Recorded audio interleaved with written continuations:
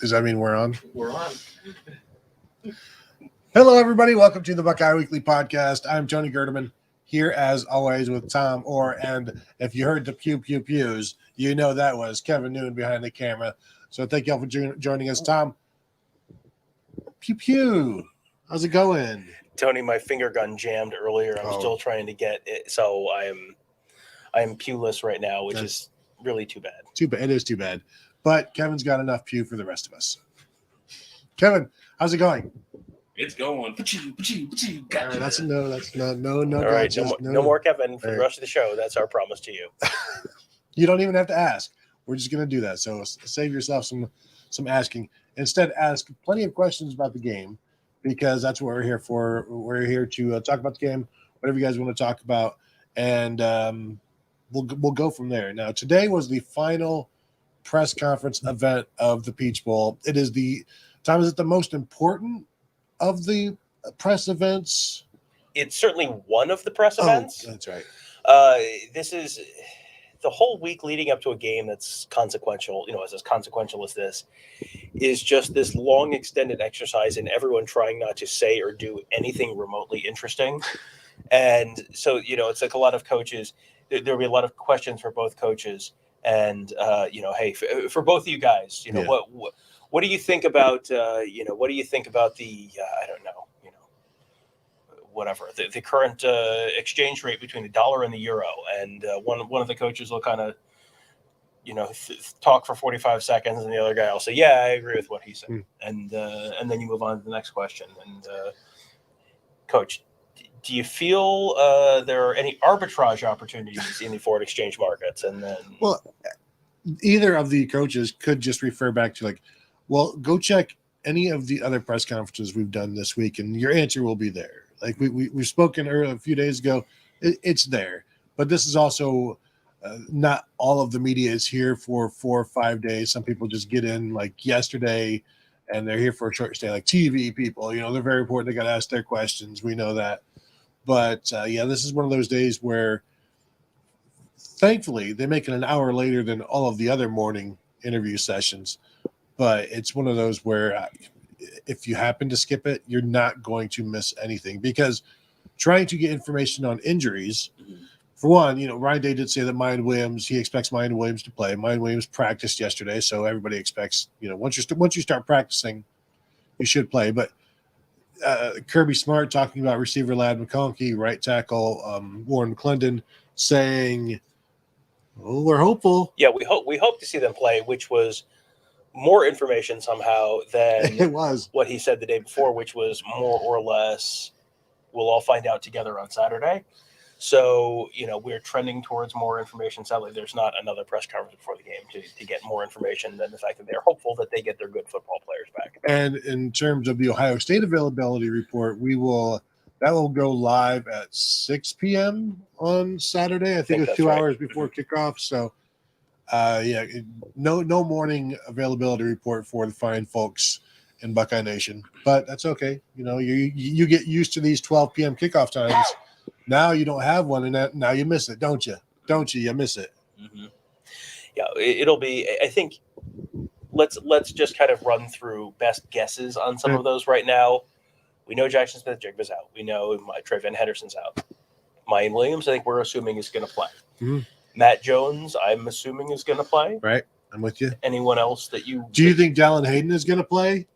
I expect Dallin Hayden to play, and if he doesn't, I don't expect it's an injury thing, but I do expect him to play.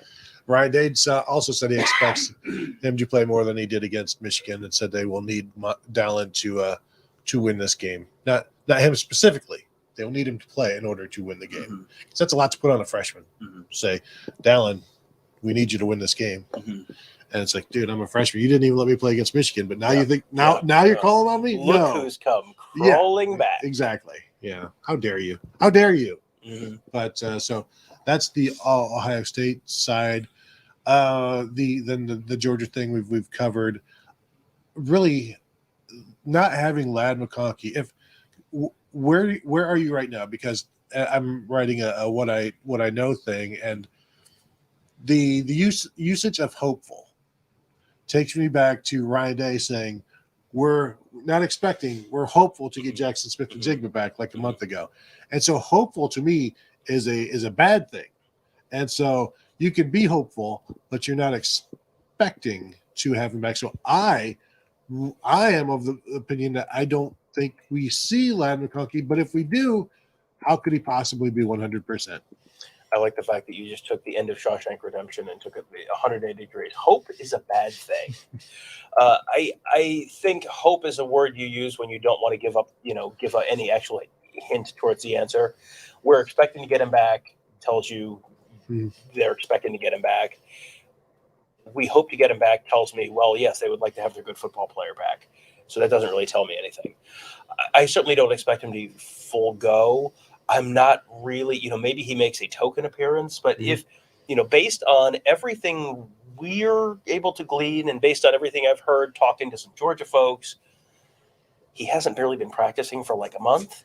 So maybe he can go out there and run routes on 3 plays or whatever. And maybe he's more of a decoy than anything. I'm not expecting him to have a 6-catch, 150-yard kind of game for sure. And it would not surprise me if he didn't play at all. Yeah, and so if you don't have him or only have him a little bit, like he and Marcus Rosemy, Jack Saint are the 2 outside guys. I wonder then who is it? Will it just be A.D. Mitchell comes in and he is the other outside guy now, and it's those 2? And AD hasn't been healthy either. No, and he has not been healthy, and he's just coming back, and he's not going to be 100% even if he's good to go. So, has this bring down of the Georgia wide receivers allowed the Ohio State corners to better match up? It does help the Ohio State corners. I just recorded the Saturday morning show with Ross, and as soon as we're done with this, I'll edit that together and get that put up. But I asked him essentially the same question.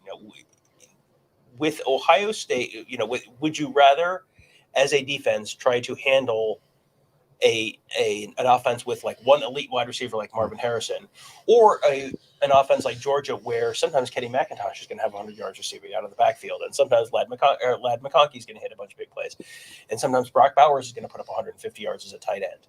Which is more difficult to defend? And his answer was kind of that it depends on what your defense is, but for a team like Ohio State where maybe they feel better about their safeties than they do about the corners, if the wide receivers are not quite as good and you're maybe more dependent on the tight ends and the running backs, that probably helps Ohio State. That being said, Georgia, even the guys who have not played a lot for Georgia, have made some big plays downfield. This is not a really big play offense by and large, but the guys that we're talking about here who maybe will play on Saturday, those are guys who can take the top off the defense if you give them some space. Trying to remember the exact numbers, but it felt like maybe 4 40-yard receptions for the Georgia wide receivers, and that's not good. But with the Ohio State corners, they could defend, but it'll come down to the concentration and not getting their eyes caught in the backfield, because you can be a walk-on receiver, and if your cornerback loses sight of you, then now you're a 5-star. And so the concentration aspect of it and the do your jobness of it for the Ohio State corners, they can't get overconfident. Maybe this is Georgia luring them into a false sense of security because, our poor wide receivers, just go out there and try your best, guys. And the corner's like, oh, yeah, we can now we can peek, and then boom, touchdown. Well, and that's one of the things that I think would maybe make me a little hesitant to, mark this as a huge advantage for Ohio State, which is we were saying all the same things about Michigan before the Michigan game. I don't know how replicatable that is for what Michigan did in terms of if those teams played again. But, we spent the whole week before going, well, J.J. McCarthy has very clearly demonstrated he's not comfortable throwing the ball down the field and can't accurately throw the ball down the field. And you could say the same thing about Stetson Bennett, because we've seen Stetson Bennett be inaccurate downfield. But you also saw what happened with Michigan in Ohio Stadium. So would you be terribly surprised if Georgia's receivers ended up with a couple of 40-yard passes in this game? I wouldn't be shocked by that. No, I don't think so. So it's just because they haven't done much of it. Again, if the Ohio State corners aren't paying attention, or be it there's some shifting and a safety has to take a receiver because a corner is taking Brock Bowers or something like that, just pay attention, do your job, watch your keys, and you should have enough recovery against some of these guys. Not all of them, like Arian Smith, the 10-100 guy. Yes, Kevin. Super chat from Steve Deesburner. Hope OSU wins so we can beat y'all twice in 1 year. 2022 is a different year than 2023. Idiot.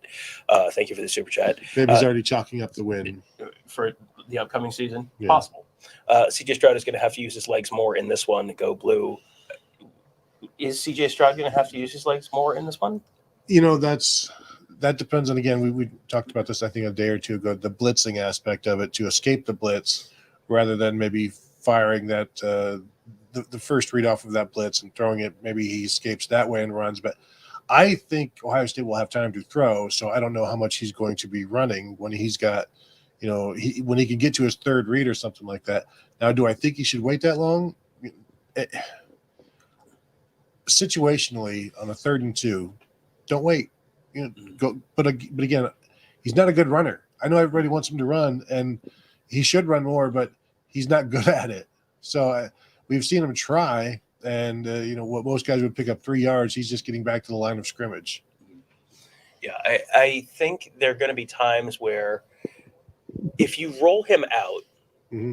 and you don't have someone on him and there's no one open, you got to take off then. Like if you get rolled out right and your read down the field is not there, just take off and get 4 or 5 yards, because staying on schedule is going to be one of the most important elements of this thing for Ohio State. They don't want to be in 2nd and 9, 3rd and 7. They want to be in 2nd and 5. They want to be in 3rd and 2. If you can just sort of keep things on schedule, maybe spread that, keep that Georgia defense moving sideline to sideline by rolling out. That probably helps you in a couple different ways.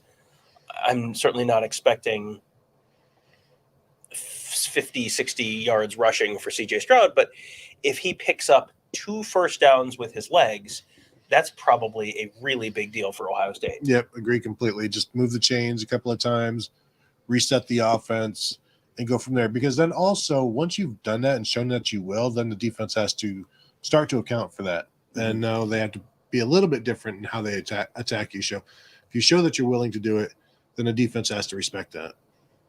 All right, so we have a bunch of questions here, so we want to get through some of those. No. You call for them, I'll punch them up. Okay, go ahead and pull one up.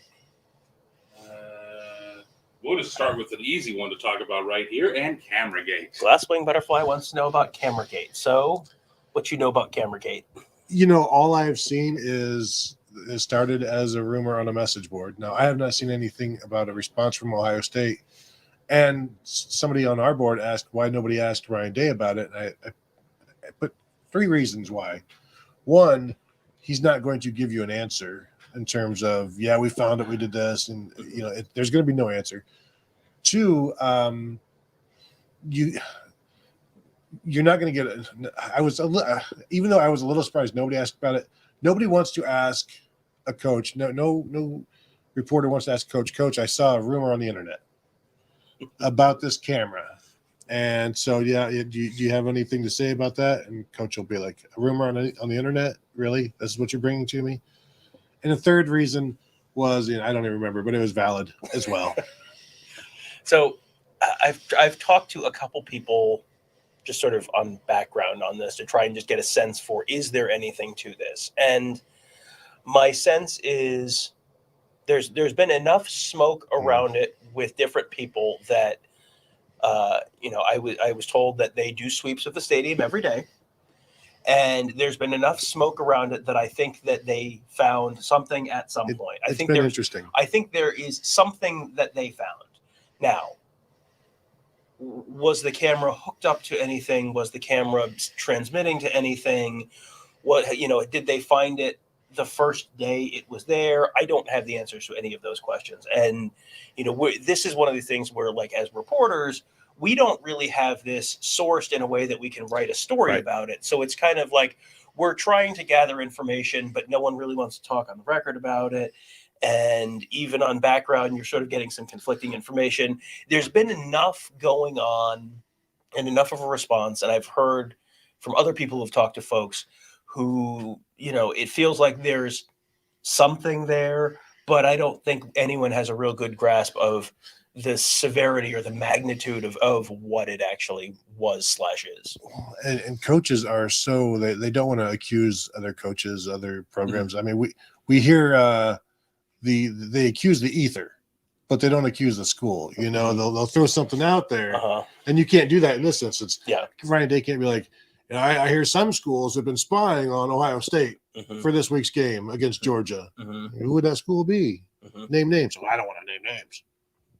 It's Georgia. It's Michigan. It's Michigan. Yes. Dang it. No, I this is one of those things that we're probably going to we'll find out more about this in 6 months or something. I think it'll be asked about after the game. Maybe. If Ohio State loses. Yeah, maybe. But I don't know that they're going to be willing to talk about it after the game, because if they win, it didn't matter, and if they lose, then it comes across as sour grapes. That's also a reason why I think you didn't get it asked now. But I do also think it'll happen. If Ohio State loses, you have to ask. I think that cameraman was up in Ann Arbor and took out a quarterback's knee. So Urban is on the case. This is Camera Gate 2 Electric Boogaloo. Boogaloo. We have Georgia folks watching, as well as I see in the comments. So let's just explain to them. Yes. Before the 2017 Ohio State Michigan game up in Ann Arbor, then it was starting Ohio State quarterback JT Barrett was run into by a cameraman carrying some kind of a large case of some kind.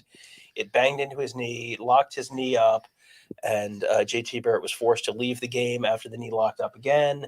Dwayne Haskins came into the game and essentially saved the day. They were trailing in the third quarter, led them down for the go-ahead touchdown drive, and Ohio State ended up winning the game. That was kind of Dwayne Haskins' first, welcome to the show, kid kind of moments. After the game, Urban Meyer, who has just beaten his arch rival in the game, he thinks about, dreams about, worries about all year, has just won on the road, and just comes into the post-game press conference absolutely steaming about finding out who this cameraman is. It was basically like the fugitive Tommy Lee Jones scene, like we're here to search every outhouse, hen house, farmhouse, find that man. We're gonna and nothing ever came of it, but Urban Meyer did get extremely mad. Well, and we were both at the Ozone then, and you were not the cameraman. You were not the photog at that point, and I was so terrified that it was our photog that did it, and that we were going to get so in trouble. I was on the field for that game. I was still at Buckeye Grove at the time, and in order to get both of my interns up into the press box, I took a field pass, and I'm like, I don't think I did it. I'm like, did I? It could have been one of those out-of-body experiences. Well, and all fairness, you're probably a decent person. You are not aware of your surroundings at all. Blissfully ignorant. I don't know how blissful I am. Yeah, it was one of these. It was one of these great, bizarre post-game. We've had a few of those over the years, but so for the Georgia folks wondering what we're talking about there, that's what we're talking about there. So and as far as this Cameragate 2 Electric Boogaloo. Yes, there was probably, they did a sweep. I'm going to guess, found something. Who knows whether that was the Falcons left the camera out, or Atlanta United, or I don't know whoever the circus who was in town 2 weeks ago. Yeah, I saw one person on our board saying that, the camera was pushed back, so they weren't able to get anything good. They were just able to get the entire field, and it's like, what? That's exactly what you want, the entire field. All right, Nick, super chat. If OSU can slow UGA running game, contain Bennett and get pressure on them, disrupt their passing game, create turnovers, effectively run on offense, score touchdowns in the red zone, stop Georgia from scoring in the red zone, OSU might win. I think that's a 17-point win for Ohio State. Yeah, if they do all that stuff, I don't think they're going to do all that stuff. Yeah. But if they do all that stuff, then Georgia's getting murdered. That's Ohio State Clemson 2020 type of game. Yeah, and I think they're going to be able to do some of that stuff. And we have seen good Stetson Bennett this year, and we've seen bad Stetson Bennett this year. I think if they can slow the Georgia running attack and put the game on Stetson Bennett's shoulders, we have seen him be incredible, and we have seen him be not incredible. And from the Georgia perspective, a lot of the games that were incredible happened in this building. And were games where focus was not going to be an issue, and he looked great against Tennessee when they were really locked in. when they're playing on the road against Kentucky, when they're playing on the road against Missouri, you're kind of going through the motions and he looks like crap. So, I would assume he's not going to be going through the motions on Saturday. So I don't think it's going to be just so easy just to slow him down. But I do feel like that's got to be the game plan for Ohio State. You try and stop the run, make Stetson Bennett beat you, and then and then you see what you can do against Brock Bowers and Kenny McIntosh and everyone else. And the thing that I do like about Stetson Bennett is how he plays his best against the best. Mm-hmm. And when he does have bad throws or just not lazy, but he takes chances because he knows he can get away with it, that's against teams like you said, Kentucky, Missouri. I don't know how much of that he will do against Ohio State. He'll have to move things along a little quicker, maybe not wait as long, maybe not try to, I'm just going to YOLO this down the field 50 yards and double coverage and see if my guy wins, because that single coverage fine, but double coverage late over the middle, like that's what you do against Kentucky or Missouri. That's not necessarily what you do against like-minded teams or equated teams. And so he's I think he will be less patient and not overly patient, I think, is the problem sometimes, where he thinks he can wait and wait and wait because you're playing against a much lower tier opponent, and that's not going to be the case theoretically on Saturday. Yeah. Cole Rossiter says, so you guys honestly believe Kirby had hidden cameras put in, and this is where this is why I don't want to talk about this stuff, because it's like we just said we're not saying he had hidden cameras put in, and we're saying that based on the information we've heard, we have reason to believe that they did a sweep and that they did find something. Thus endeth the stuff that I would say with any remotely above 50-degree level of confidence. Yeah, and you just said, it could be Falcon stuff. It could be anything. It could be ESPN. It could be I do, though, think that coaches, being as paranoid as they are, have to hate, like, everybody that comes here to play against Georgia has to hate this situation of practicing in this building, because it is a big building. There are more than 3 or 4 rooms in that building. Yeah. Like there are more than just one grassy knoll in this place. Mm-hmm. So yeah, I mean, you put something in any of the suites, you can put something in any of the concourses. And I shared this story on one of our shows earlier this week, but I mean, I guess we have a different audience mix here, so I'll share it again. It's my favorite hidden camera story of all time with college football, and it goes back to the 1970s. And Barry Switzer was the head coach of Oklahoma, and I think this was a Fred Akers Texas team. I think it was after Darrell Royal, but they were playing. Texas used to practice in their stadium. Barry Switzer got a guy inside Texas's stadium, and he was just he was dressed up as a painter, and he was painting the inside of the stadium the week of the Texas OU game, and reporting back to Barry Switzer on all the stuff they were running during practice. And they ran a fake punt. They were running a fake punt, practicing that, and the Oklahoma players were calling out the fake punt on the field before Texas ran it, and Texas had never run this before. And Barry Switzer denied it. And then, 20 years later, it was one of those like, oh, hell yeah, I did that. Yeah. So this is far from a, whatever this was, it wasn't, whatever this week. This is, this is a longtime paranoia of college football coaches, and sometimes rightly so. Well, and it was what, three days ago, maybe, when this came out. And so if it's just, like one day of a look at practice, just now Georgia owes Ohio State one. So you're definitely saying Georgia planted a camera. Is that what you're saying? I mean, I believe I named a specific person, but no. Super chat from Georgia Sports Central. UGA fan here. Love y'all's channel. Good luck tomorrow. I'll be in the bench cheering on the dogs.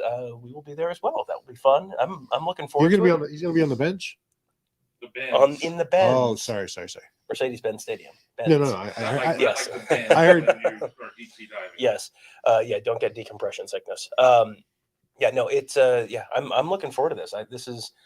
I would really like this to be, I wish this was a playoff game on campus, because I would love to see a game in Athens, but it's going to be loud. It's going to be loud, and it's going to be, it's a new venue for us. We haven't been there before for a game, and it should be a good game. I think a lot of people are picking, I saw people picking 38-10 kind of scores. I don't think you're going to have a 4-touchdown game. I know you would like this on a campus. It is kind of on a campus, the Georgia Tech campus. It's close to a, you know, and let's play it in Bobby Dodd. I'd be fine with that too. Now, I do think it's going to feel like a college atmosphere though, because it's you know, two very proud fan bases finally getting to play each other for the first time since 1993. And so this is one I think both teams, both programs, both fan bases have been looking forward to. It's one that over the years, whenever you ask an Ohio State fan, like, you know, what home and home would you like to see? Like, Georgia is always one of the first 2 or 3 answers that you give. And I'm sure Georgia fans say the same thing about Ohio State. I'm absolutely sure of that. But, yeah, this is going to be a loud, loud game. So, Tom, bring your earmuffs and stay audibly safe. I'll do what I can. Yeah, this is the first time in 1 day shy of 30 years that Ohio State and Georgia will have played. And they are scheduled to play a home and home in 2030, 2031. I saw one of the Georgia reporters talk to Gene Smith about that series, and he basically said, you know, yeah, we're hoping to still play that series, but there's a lot that's going to change between now and then in terms of conference schedules and, you know, they may be in the same conference by that point. Well, yeah, exactly. What is the Big Ten going to be doing in terms of how many conference games and non-conference games, and what is the SEC going to be doing? Because you have USC and UCLA coming in, you got Texas, Oklahoma coming in. We will talk about it down the road, but when this whole thing goes Power 5, schedule should be like this. Everybody should be playing the same kind of schedule, and I think that will happen. It would be nice to have everyone on the same. Yeah, either everyone's playing 9 conference games and 3 non-conference, or 8 conference games and 4 non-conference, but you're mandated to play X number of Power 5 teams. I would be totally fine with 8 conference games, 4 non-conference, but you have to play 2 Power 5 teams out of conference. Like that would actually be really useful in terms of determining some cross conference data points. Because right now you have a team, if let's say, and we're going to say Michigan here. Michigan has played Big Ten teams all year. Michigan's non-conference schedule was nothing. They played Colorado State and Hawaii and UConn. So how good is Michigan? Well, that depends on how good you think Ohio State is and Penn State is, because those are only 2 real quality opponents all year. And those teams don't have very many. You know, Penn State played Auburn and Ohio State played Notre Dame, and that's your out of conference data points. And that's like, so the whole Michigan versus the SEC all hinges on, well, Penn State really whomped Auburn pretty bad. So I guess that means ... Like, having more information there would not be bad. Honestly, I think they're probably more likely to go 9 conference games because you have more conference teams. They want to have more. You want to be able to play all the teams in your conference every 4 years or whatever it is. So I would guess they're going to go 9. If they do have a standard thing, they'll go 9 conference and 3 non-conference. Well, and I think Nick Saban has been in favor of that, but by the time that rolls around, I don't expect him to be there. I would like to see a yearly random draw, like bring out the ping pong balls and see, you spin the bucket, the basket, whatever, and it's like, okay, here comes LSU, and then the next, then you do it again, boom, this is UCLA. You guys play next year, and then it's a television show. Again, all of you can do so much of the television stuff with this, but with 9 conference games, it's going to be hard to mandate a non-conference game when they're already have these things scheduled out. So, but dare to dream one day. Is there a game tomorrow, Tom? Is there a game tomorrow? Yes, there is. It is the what's the noon game? Is that Alabama? I think that's Alabama and Kansas State. I think. Maybe I think Iowa's game might be Iowa, Kentucky? Yeah. The Music City Bowl shootout? I think so. Shootout. Pop guns. Shut out. There you go. Now we got it. Ronald Miller says when Georgia gives up 30 plus, they are 2-11. Both wins, they scored 50 plus. LSU 50-30, Oklahoma 54-48. In the losses, they averaged 21 points while giving up 39. And that's a long enough timeline. The Oklahoma 54-48 game, was that the 2018 season, I think? Sounds right. I think. Sounds right. So Ohio State just needs to score more than 30 and hold Georgia under 50. Yeah, well, I mean, I think this is one of these things that's an interesting stat, and I don't know how much bearing it has on this game in particular, but also because what does the 2018 Georgia team have to do with this? Yeah. Nothing. But also, it feels like this is also sort of spiritually true, where if Ohio State gets into the 30s, that they have to get into the 30s to have a chance to win. I agree. If they get into the 40s, they probably do win. But they have to get into the 30s to have a chance to win. But we know if they score at least 36 points, they have never lost in program history. So, sure, there's a first time for everything, but not that should Ryan Day say Ohio State scores a touchdown to go 34, and they have the extra point. Knowing this, he's an analytics guy at times. Do you go for 2 to get to 36 so that boom, we have just secured the victory? Is that a serious question? It's the Elam ending. There you go. The first team to 36 wins. No, I like if Ohio State gets into the 30s, then this is a ball game all the way through. And if they're in the low 20s, it's probably a ball game until Georgia gets that score that puts it up like 3 scores. Yeah. JV1 says total rushing yards for Ohio State and leading rusher. Leading rusher feels like it's going to be Mayan Williams. Let's start with total rushing yards for Mayan Williams, or if you have a different leading rusher, whoever that is. But Chip went for 83 and 14 carries against Michigan. But I think if Mayan is healthy, and he's healthy, but is he feeling well? Now it's another issue. Like, how you feeling? How's the stamina?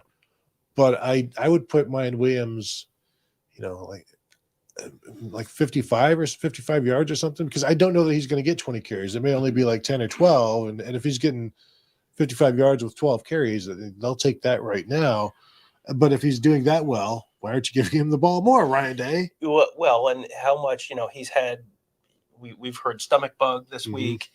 So when you have a stomach bug, you're not immediately like the light switch flips and you're 100%. You feel a little logy for a couple days, maybe. So, maybe he's not up to having 18 carries. So, I think it's not unrealistic. I had 60 or 65 in my head for Mayan. I think something like that for Mayan Williams, and he's the leading rusher. And then Chip Trainum and Dallin Hayden both, they both end up in the. Do they combine for what Mayan has? Yeah, they combine for 50, 55, something like that, and they end up at. You end up at 127 yards rushing, and you maybe lose a sack or something like that. And it's 120 yards. Something at like 120, 130 yards rushing. Something like that seems like that might be about right for Ohio State. And it's not a great day rushing, but I think it's not being you're establishing something, and you're not just being shut down. So that is a good sign that they're able to move the ball other ways. The bad sign is if it's an Iowa thing where you have 33 carries for 60 yards, and then it's like, well, now you can just tee off on the passing game because they're doing whatever they need to against the running game.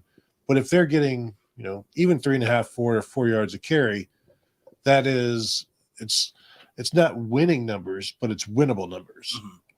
Yeah, they have to be able to run enough to throw. They have to be able to run enough to not let Georgia completely be in full-blown pass defense mode at all times. Again, I talked to Ross Fulton on the Saturday episode of the morning show, Buckeyes Tomorrow Morning, on your podcast platform of choice. And Ross is our X's and O's guru at BuckeyeHuddle.com. So when I want to sound smart about football, I talk to Ross. And one of the things I asked him was, how much do they need to run? Are they going to be able to run enough to be effective, and like what does that look like essentially? And he talked about Will Muschamp, and Will Muschamp likes to play when the other team is running the ball, he'll go with like that one high kind of look and bring an extra body down in the box to stop that run. That's where Ohio State, maybe it opens some things up for Ohio State downfield to throw the ball downfield. If Ohio State's just not running the ball at all, you can keep both safeties back, and then you're thrown against it too deep, trying to go downfield. That's a lot more challenging than, a one high look where the one guy can only be in one place at a time. So that is, Ohio State needs to be able to run the ball enough. 120 or 130 yards is probably enough. Yeah, it's enough to be in that. Make it a 4-quarter game and then find out what happens at the end there. I do wonder if they're just going to stay back and try to keep everything in front of them with the running game, which would then allow them to be running into a softer defense. Doesn't mean they're going to be breaking anything, but it'll be one of those where they could average 4.5 yards per carry, and their longest carry of the day is 22 yards, something like that, where it's just station to station to station, because Georgia's trying not to give up some big stuff. But as we've seen, Georgia can try not to allow anything past them, but people still get past them. And I think Georgia is around 120th in the nation in pass completions allowed of over 40 yards. They are, I think, only 4 Power 5 teams have allowed more than they have. I think it's 12 this season, so basically 1 a game. And Ohio State averages about 1.5 or 2, 1.5 a game, something like that. So there's opportunity there, and if that's the area where Ohio State feels best, is that also the area where Georgia feels worst, and so do they protect that? Yeah, and that's kind of the interesting thing, where it's it's like the Battle of the Bulge, where the Germans attacked where there was a bulge in the line, but that was also very obviously where they were going to attack. Right. So therefore, the Allies had defenses there. It's kind of and then if you don't do that and you do something else, because I know that you know that I know that you know thing, then you're getting away from what you're going to do best. So I think you have to go try and do that. And if they're playing, if they're rushing 3 and dropping 8, like, well, okay, then I guess you just try and run the ball at that point. But I don't think that's going to be what they do. Here's an interesting one from JJ. If you put OSU in Georgia's schedule this year, do they go undefeated? I've got the schedule in front of me. Yeah. Go ahead and give it to us, Kevin. All right. They open neutral site versus Oregon. Ohio State would kill Oregon. I know it. They would have done it last year, too, if they had played. Versus Samford. Push. And Son. At South Kakalaki. South Carolina was not very good at that point. Right, and Ohio State They got better later in the year. Versus Kent State. Ohio State has not lost to an in-state school in nearly 100 years, or over 100 years. They lost to Oberlin in, I think, 1923. Right. Now, I was just joking about the Oregon thing. Getting back to that one. You were in what way? Did you watch how counterpoint? Did you watch how Oregon played in that game? No. I'm with you there. And Bo Nix was not the good Bo Nix at that point. That 2-week stretch later in the season. But I do like Ohio State against Oregon. At Missouri. Yeah, Ohio State versus Auburn. Penn State whooped up on Auburn, right? Yeah, and I'm trying to remember where that was. If that was, I think they still had Harsin at that point. Yeah, I think they did. So they were kind of. October 8th. Yeah. Harsin didn't get fired till after that. Yep. So if it's Harsin Auburn, I don't think I have a second thought. Versus Vandy. Yes. Versus Florida. I mean, by that point, Florida was a mess. So Anthony Richardson was no longer that 1-week Heisman candidate out of the blue. Where that was in Jacksonville. That's in Jacksonville. So, that would be a road game essentially for Ohio State, but I don't think it would matter. I don't think Florida at that point, and they're just not make up for the Gator Bowl. There you go. They're just not consistent enough. Versus Tennessee. What date was that? That was November 5th. That was Hooker. That was Hendon Hooker and everything. Yeah. November 5th. Where was that at? It was in Georgia. So this would be in Columbus. That's what I'm trying to figure out. November 5th, that was the week of the Northwestern game. So that was the week that everything was blowing sideways. And so do you want me to just cut to the chase and spoil the punchline for you? I'm going to say yes for each of these individual games and then say no for do they go undefeated for the whole season. That's because you never pick a team to go undefeated in the regular season, because the odds are, even if you're 80% likely to win every single game, odds are you're going to lose one somewhere along the way. So, I don't think there's any individual game where Ohio State would have been an underdog or I would have picked against Ohio State, but odds are you lose one at some point. And that includes LSU. Yeah. Mm-hmm. Yep. So, at Mississippi State, RIP Mike Leach. I don't think there's enough there. And if you are consistent on defense, and again, if Ohio State's consistent on defense, but I also think Ohio State's going to score in that one. Every possession. At Kentucky. Now, again, this was played in Big Ten weather, so that would actually suit Ohio State better. Well, at Kentucky is like that feels like one where I could see that being a game where Ohio State goes in there and it's like, how did you only beat Kentucky 24-13? And you just, like close, gross, get out and beat. Yeah, very similar to the Purdue and Indiana, when they're good, and Maryland, it's like you're happy to get out, get back home as quickly as possible. Mm-hmm. Versus Georgia Tech. Where? Home, but it doesn't matter. Yeah, it doesn't matter. I mean, that's Ohio State all day long. And then in the SEC championship game versus LSU.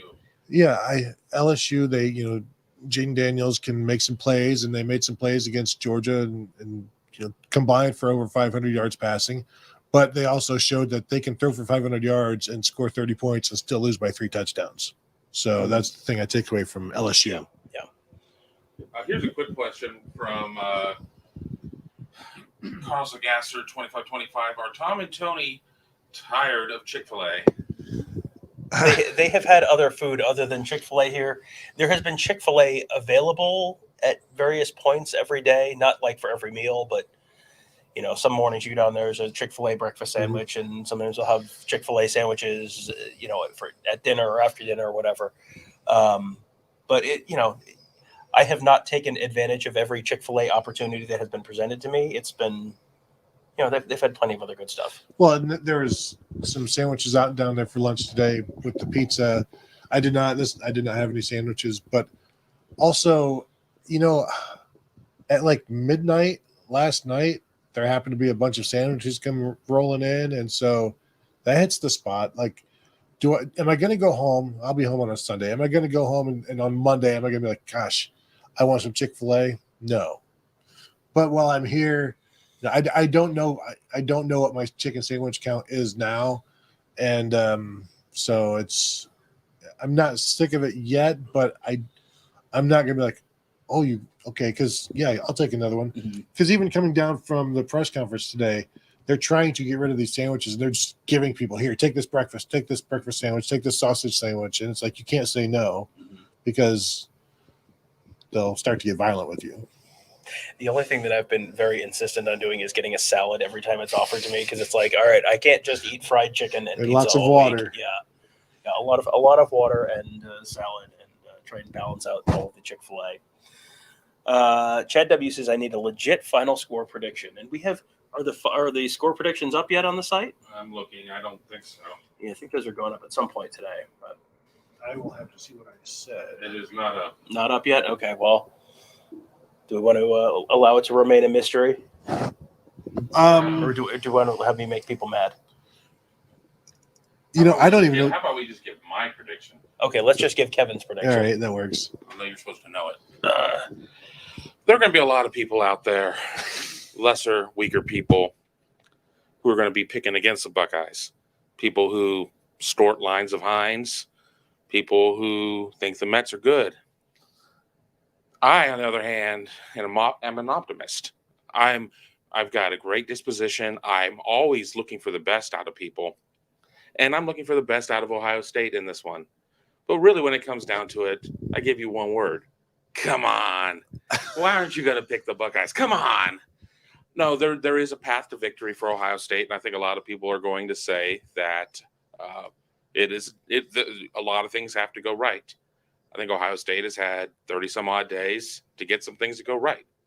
If both teams play an A game, maybe, Georgia certainly, if you look at NFL talent, is going to be the team that has probably a little bit more NFL talent. But that Ohio State offense is explosive. And I hate going back to some Tony words, but, bad offense is a choice. And Ohio State has a really good offense when it's clicking, and it will. Ohio State 31 or 30. Ohio State 38, Georgia 31. I am absolutely disgusted that somebody thinks Ohio State, a whopping 6.5-point underdog, has any shot at winning this game. That to me is the epitome of unprofessionalism, to pick Ohio State, to think that they have any hope when their quarterback is only going to be a first-round draft pick. They have only a couple of first-rounders on the offensive line, Tom.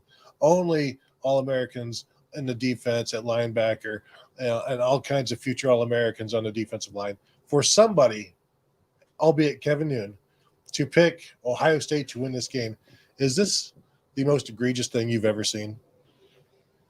One of the most egregious Yes. things I've ever seen. Yes.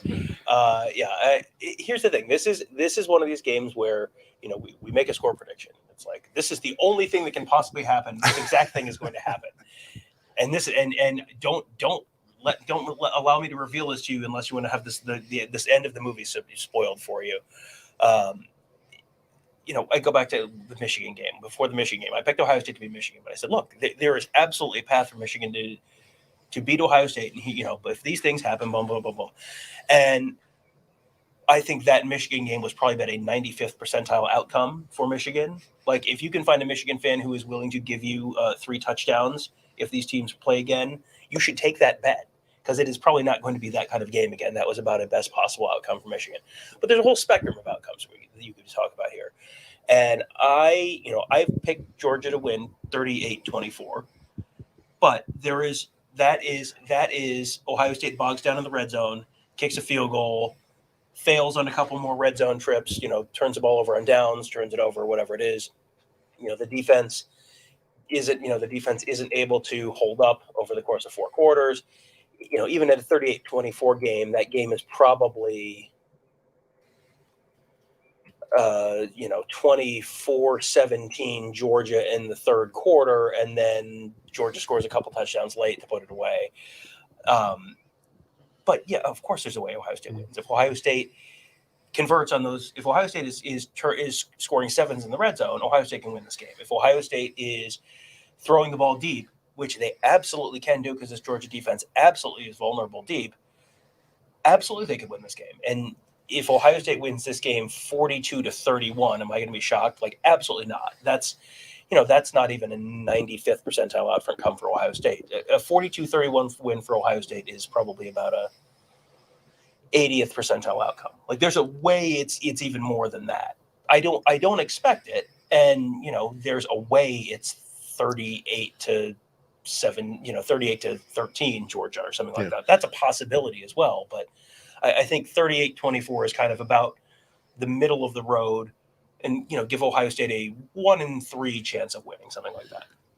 I think Ryan Day talking about how they have to be aggressive and they can't just they've got to be swinging and going full bore the entire time. That's fantastic. That's what you want to hear. But if you're actually doing that, you're also going to have to execute. Mm-hmm. And if they do that and execute, then I think you could see a double-digit win for Ohio State.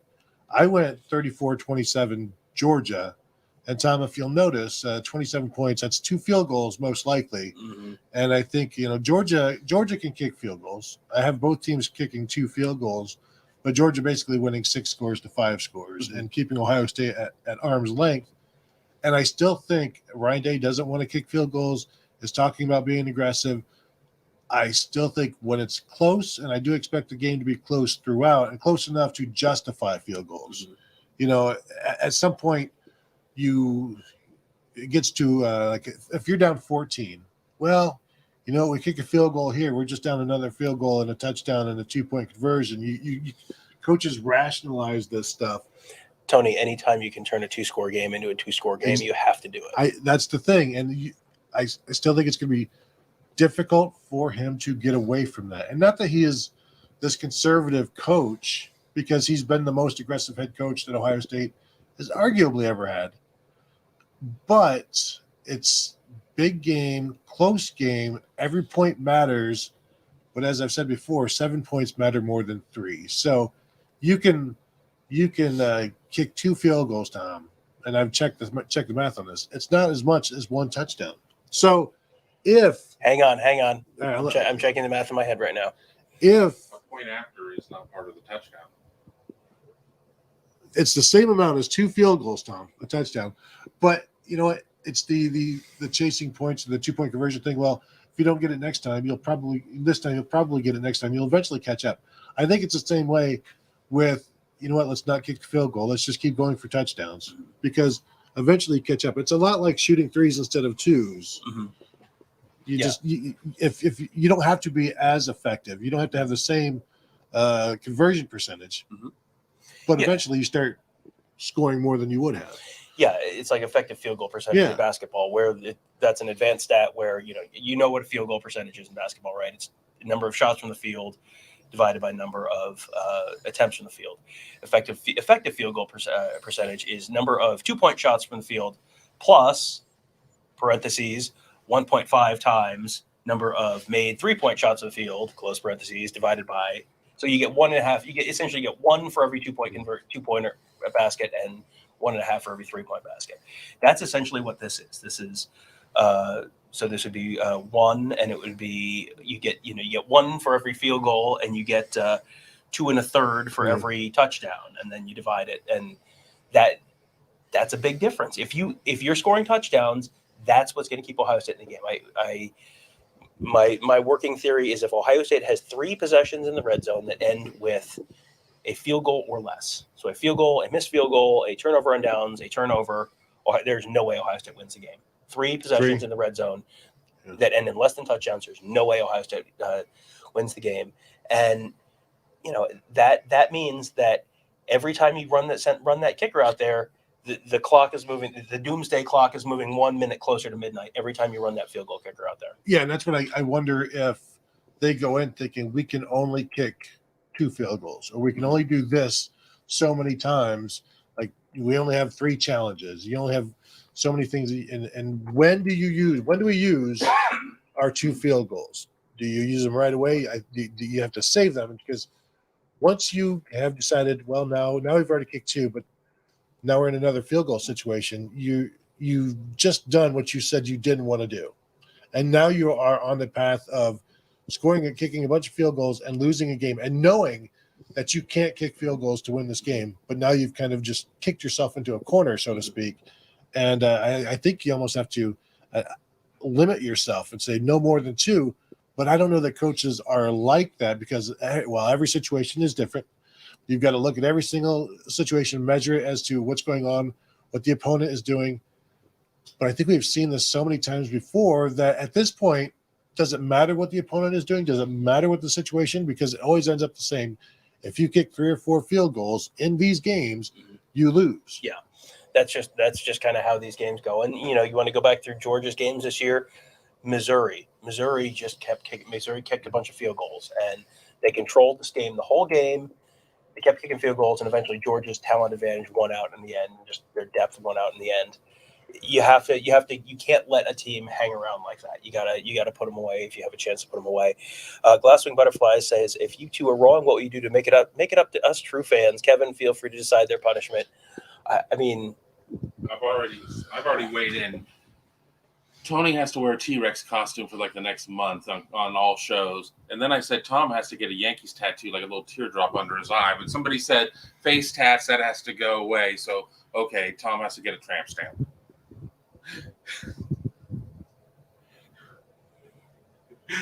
So Kevin's not in charge of anything anymore. I think that's my big take. So I only have to do the T-Rex costume for a month. Is that what we're okay? I mean, nobody will even see the tattoo, Tom. It is. Yeah, I don't know that I agree with the fact that if we're not right, that makes us bad people. I mean, I've never been wrong, so I don't know how to react to feeling it. But you're bad people. I still remember. It took a long time, and not everybody has still forgiven me for picking Ohio State to lose to Michigan in 2005. Mm-hmm. And I heard about that for years and years and years.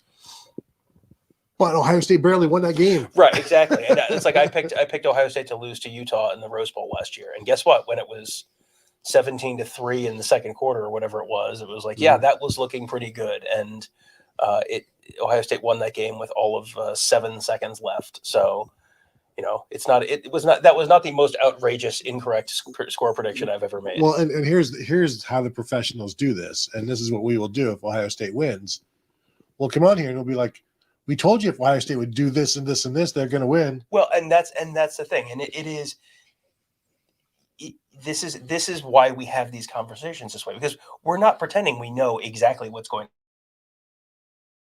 to happen. We're telling you here's the different variety of things that could happen. Here's what we think is maybe the most likely thing to happen. But this is on a spectrum of possible outcomes here. This is sort of the midpoint of what we're expecting. 50th percentile outcome for both teams, something like that. That's where these go. I've never particularly loved the score prediction thing because it's a little too definitive for me. Where it's like, this is the thing that's going to happen for sure. It's like no one thinks that. And I don't know that we've ever on this show been like, there is no chance that this blah blah blah. Because do you remember every Rutgers game we've ever covered? Outside of Rutgers, do you remember every Arkansas State game we've ever covered? But in terms of like Ohio State has no chance in this game, or somebody has no chance. Like we don't really do that because we were at Purdue or we were at Iowa. We have seen Ohio State as big time favorites get absolutely destroyed. So it's like, well, this is a thing that can happen. So just keep that in the back of your mind for any pick where it's like there's scholarship players on that team too. Right. Yeah. And this is a team that is maybe the first time Ohio State's played a team with better talent in when was the last time Ohio State played a team with better talent? Alabama. 2020 Alabama, probably. Yeah. So, and I'm sure Michigan fans somewhere are going nuts. Like, how dare you? But I mean, Michigan has outplayed Ohio State the last 2 years. That does not mean Michigan has been more talented than Ohio State the last 2 years.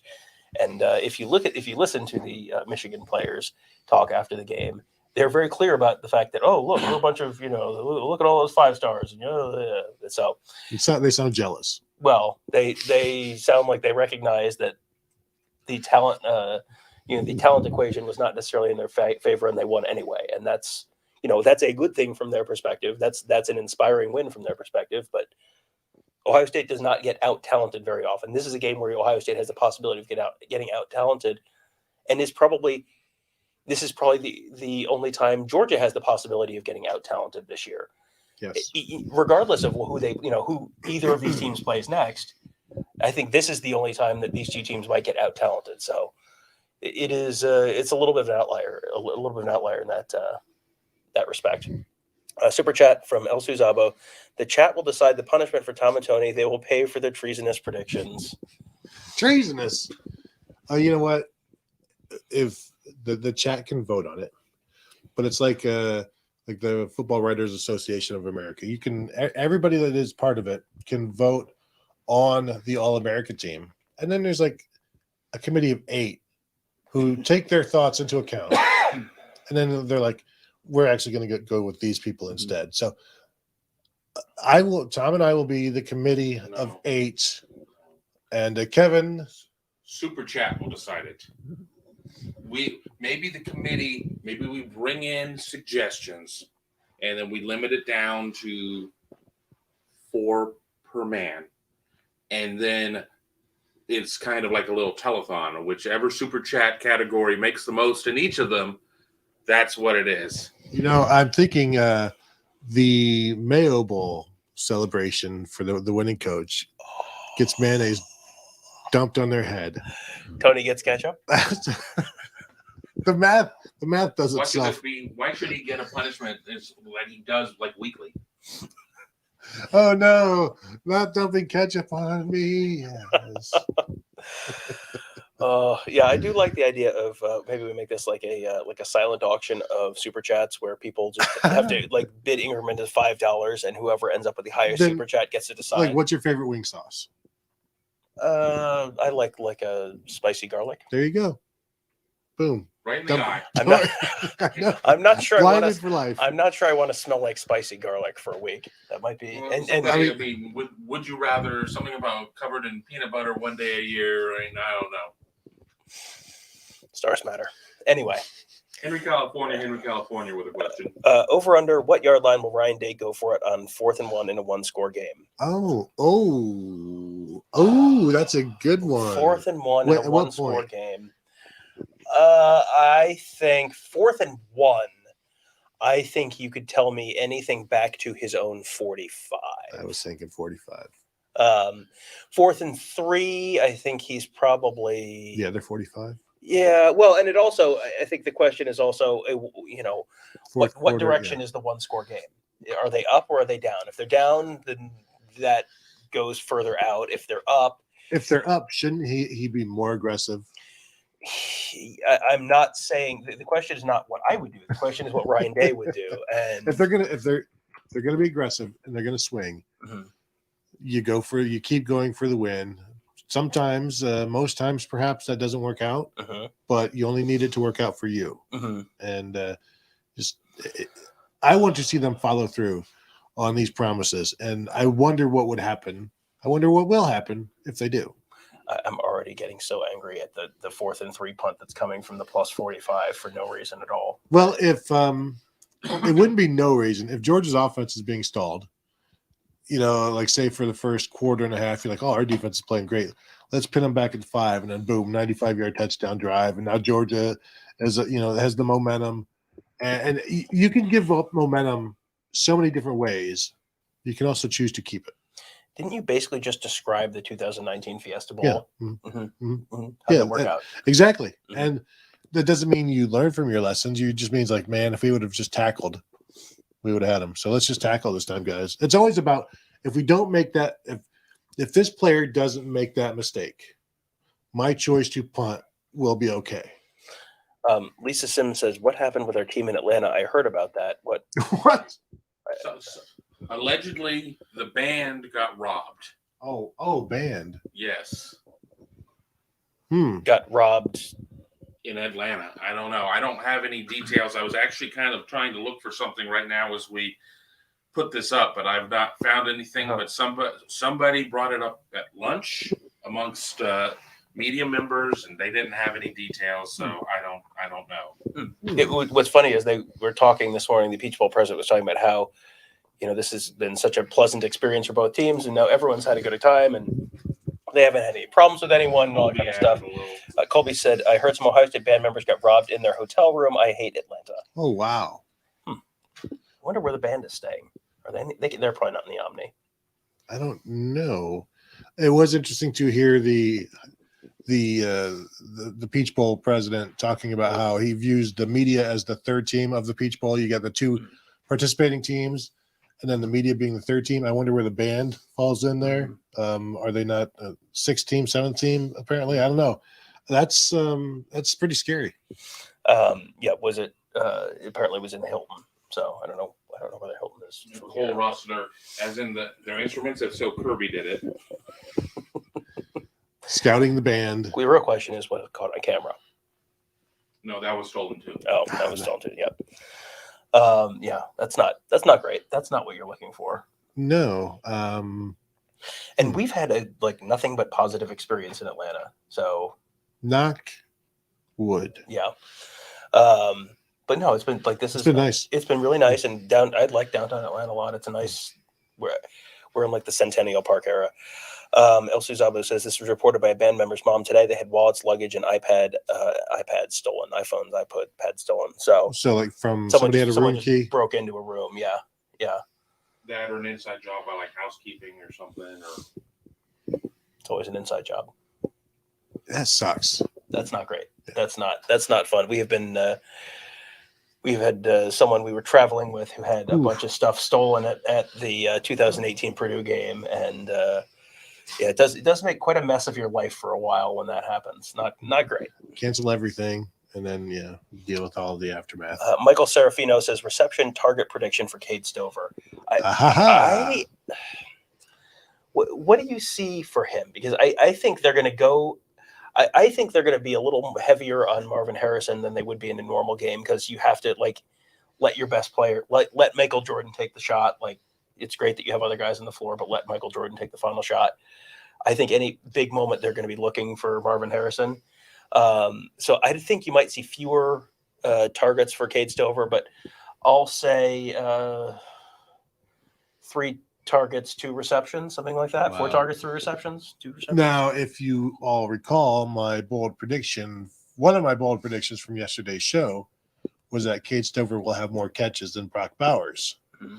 So I know Cade Stover has been receiving a lot of doubts and angst and anger about some drops, but they do like him down the field.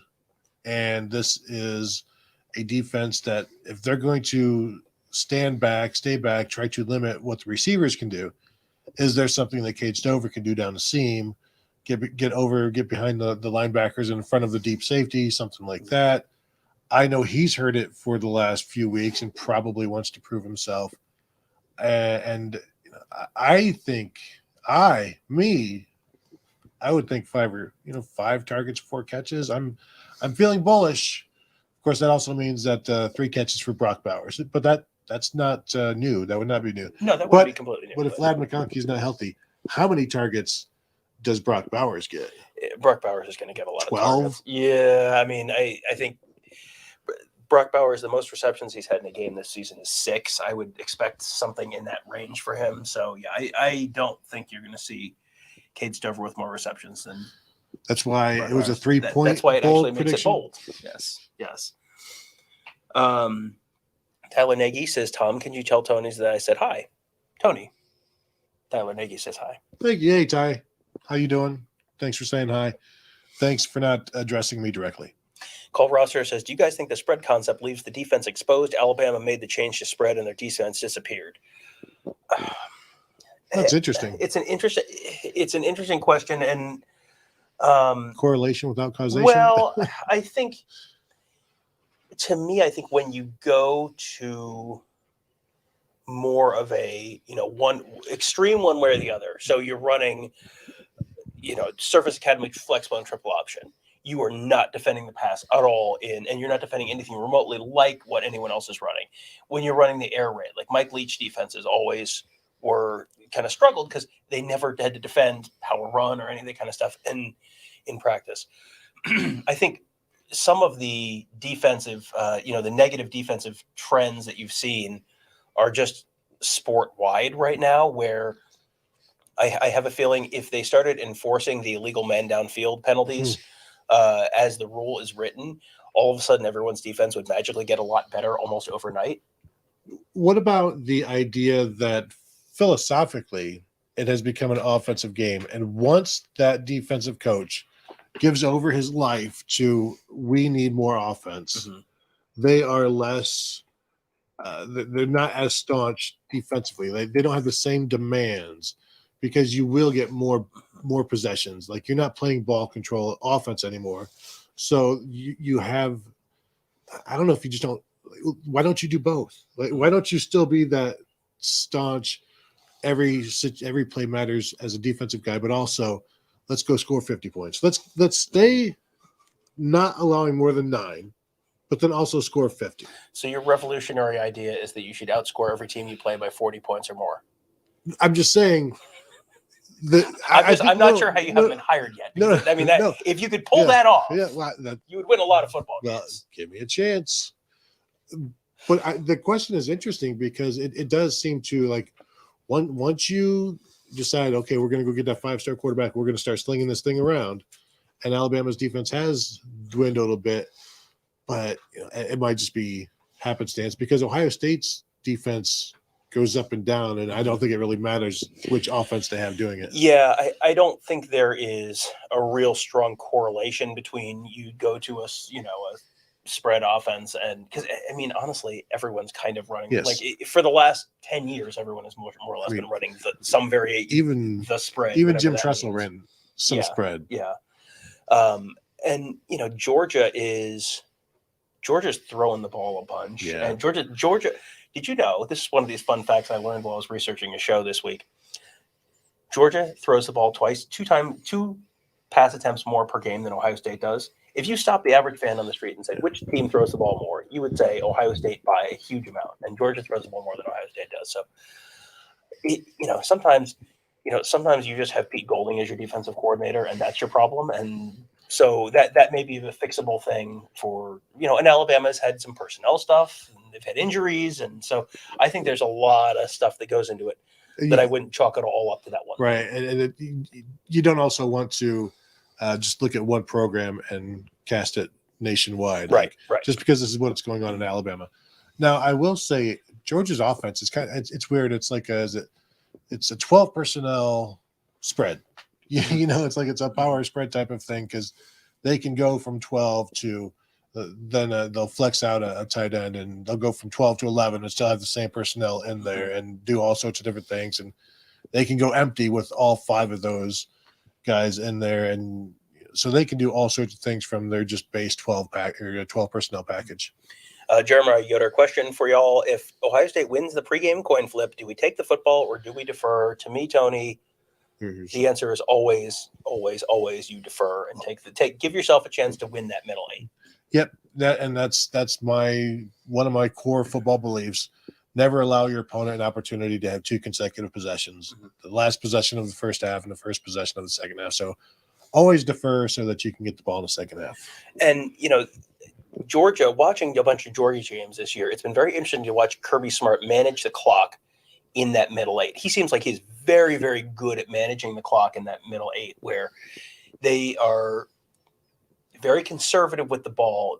A lot of the games that we watched, they got the ball in the second half.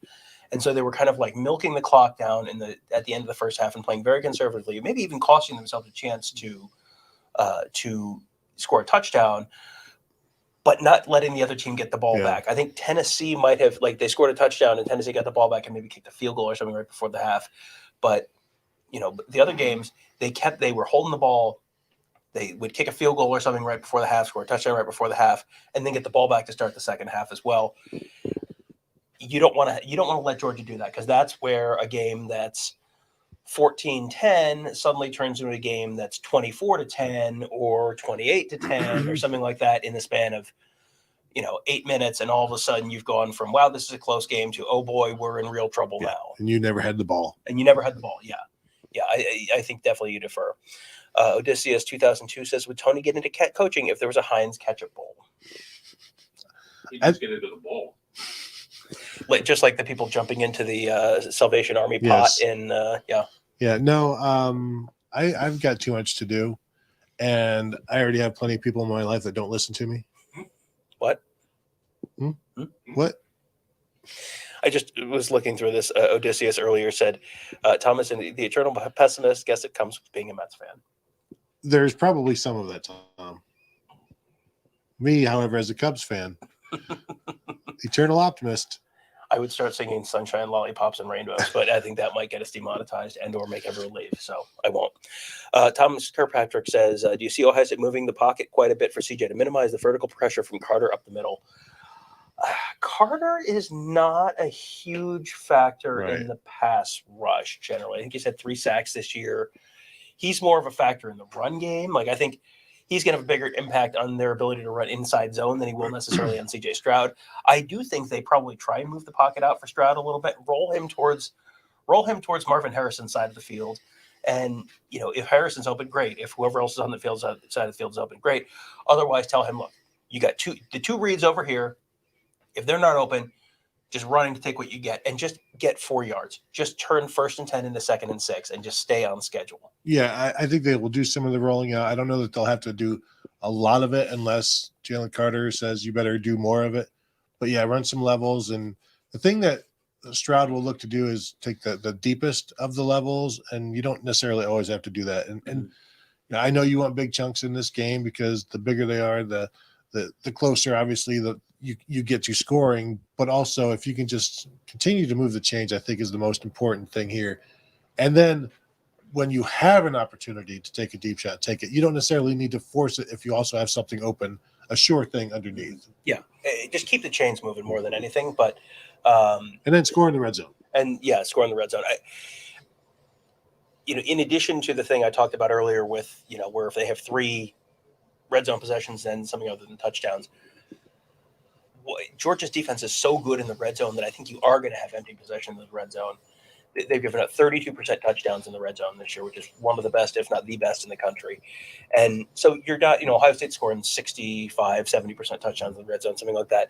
So even if you meet in the middle and it's 45%, 50% touchdowns, something like that for Ohio State in the red zone, okay, that's fine. You get 2 touchdowns and 2 non-touchdowns, whatever it is. Mm-hmm. But you got to score in order to get to 40 points. You got to score some other touchdowns. You're going to have to score some longer ones. You're going to have to score on that 40-yard pass. You're going to have to score on that 50-yard run, whatever it is. You're going to need 5 touchdowns. Yeah, you've got to score 5 touchdowns. And I think you probably need to assume you're going to get no more than 3 in the red zone. Because if you get 6 red zone possessions and you get 3 touchdowns, that's pretty good against this defense. So then you got to score another 2 from somewhere else. If they get 4 red zone touchdowns, what do you put their probability of winning in this game? That you're already at 28 points. Are you above 60%? Yeah. If you tell me they score 4 red zone touchdowns, I would – at least, and that's the only thing I know. I'm probably putting it at 55-60% chance of win. I don't think they're going to score 4 red zone touchdowns, as witnessed by my picking them to score fewer than 4 touchdowns. But if they do, because you figured you're going to get a bigger one somewhere else, and then you're kicking, you're kicking a field goal or 2. So then all of a sudden you're at 38, you're at 41, whatever it is. That's where if they get to 38, you feel pretty darn good chance about their chances to win. Yeah, and if they do need 40 points, the idea that you can kick 3 field goals and then still also score 5 touchdowns. So you're talking 8 scores in your 14 possessions. That's the math isn't. That's some very optimistic math. Yeah, if they score touchdowns or they score on more than half of their possessions, that would probably be pretty encouraging for them. But I don't think you can expect that. And I don't know are you getting 14 possessions? I don't know that you are. Georgia will sometimes run tempo, sometimes be a little more deliberate, and I don't know that you can necessarily plan on getting 14, 15 possessions in this game. This could be a 12 possession game, and then boy, does that change the math on how important each individual possession is. Eric Hutton says, given that Georgia and Michigan run similar defenses, what lessons from the Michigan game will OSU apply in the secondary? Wait. Run similar defenses will OSU apply against the secondary of the opponent, I guess. Maybe Tom, throw to Marvin Harrison is one of the lessons that they learned about. I don't know that that's an opponent specific thing, but also it feels like that's an answer that you should probably follow. Do that. I don't know if you guys. I'm thinking it's basically saying with the explosive plays that happened against Ohio State secondary. Is how I'm reading the question. Well, and that Georgia and Michigan run similar defenses. What lessons from that Michigan game will OSU apply in its own secondary? Based on what Michigan and Georgia have done on their defense, don't give up big plays. Right. Basically, people have said that Georgia is like Michigan's senior in some ways in terms of how they do things. Yeah, well, but I don't know if I agree as much defensively. Georgia gives up more big plays than Michigan. One of the reasons is because Georgia plays better offenses than Michigan has. Michigan has played some terrible offenses. I'm sorry that Spencer Petras didn't attack, but again, Ohio State didn't attack, and so give Michigan some credit for that. But it's still baffling. How can you only run the ball 9 times and also not throw the ball to Marvin Harrison? I don't. Right. Where did all the balls go? Well, Tony, here's a hint. It's the year of the tight end. So, look at you. Well, there's. The lesson from the Michigan game is, number one, everyone has to just do their job. This is one of the things that we've heard. We can always tell what the coaches are saying to the players and what the theme of the week is because we hear it from all the players we talk to. I think every single person we've talked to this week has talked about just doing your job and not trying to be Superman and not trying to do too much and just do your job and trust that everyone else is going to do their job. So that on the defensive side of the ball is, I think, the key. On the offensive side of the ball, throw the ball to – when you have a really good player, you should get him the ball because he is a really good player and he can do stuff. And even 50-50 balls maybe turn into 70-30 balls when you have a really good player. You have to be a little more willing to take risks and throw the ball into tight windows and just trust that your dude is going to get that ball. And even if he doesn't, we have seen balls that were thrown like way behind him, and he's been athletic enough to make plays on the ball and knock the ball away from a guy who, by all rights, absolutely should have intercepted the ball. Yeah. Who are you to tell Marvin Harrison he can't catch this football? Yeah. No, don't you be the guy who is stopping Marvin Harrison from catching the football. Let Georgia do it. Make the other team have to figure that out. Yeah. Hold on, I'll get another one. I was doing a little moderation in the chat. Did you ban Jordan Kapler? Because don't ever ban Jordan Kapler. No, not yet. RJ says Josh Proctor and Sonny Styles and the 2 tight ends. I don't think we're going to see that much Sonny Styles. Do you? I mean, he's like, I know. I've been buying Sonny Styles stock all season. This is a very high leverage spot to throw a guy into who should still, by all rights, be in high school. And I know he is the secret weapon, and I know all of that, and I have exceptional expectations for him next year. I think you're going to see more Jordan Proctor or Josh Proctor. I guess I wouldn't be shocked if we saw Sonny Styles, but I'm not expecting to see 30 snaps of Sonny Styles. No, I'm not either. I will say I was a little encouraged when I talked to him yesterday about next year, and he's not ready to talk necessarily about next year. Mm-hmm. So there is still focus that he has on this year, but I don't think it's because he's going to be part of the game plan. It's because he could be part of the game plan if something happens. He could just be part of the defense. You got to have that next man up stuff. But I'm with you. I think Josh Proctor is the best bet in terms of a defensive wrinkle. Let's also see if Tanner McAllister stays in the game as much as he did against Notre Dame going against Michael Mayer, because that's you need a pass defender to handle him. And Darnell Washington as that second tight end, you can handle him with a safety. He's just a different cat because he's more of an offensive lineman than a pass catcher in this offense, because they only target him maybe 3 times a game because he gets 2 catches and he's not always perfect. You're not going to believe this, but Talia Tungavaloa just threw up an ill-advised pick in a situation where there was no reason to force the ball. And now NC State has the ball in Maryland's end of the field in the fourth quarter, down only 4 points. You know who's happy about that, though? Mike Loxley. He's going to trying to avoid that mayo bath. Yes. Jordan good Kapler. Good throw. Super chat from Jordan Kapler. I am unbannable or unbearable. You decide. I think the vote is 1-1 there. I would never want to imply who would vote which way. I vote unbannable, Tom. It's a secret ballot, Tony. No, it's a secret ballot. No. Aaron Taylor says, were the issues with tackling something that can be coached up in 3 weeks? I would assume George is going to go right at the secondary early and often. There was the long one that Cameron Brown should have shoved the guy out of bounds. That one was just, you should shove the guy out of bounds. Yeah. Like that wasn't like a form tackling thing. Were there other really big, terrible? Well, I think the 2 runs at the end where you've loaded everything up and one guy hits. But there's that an open gap. That was run fits more than tackling. Yes, exactly. So I don't know that tackling was the issue there. And I don't know that they've tackled very well all season long.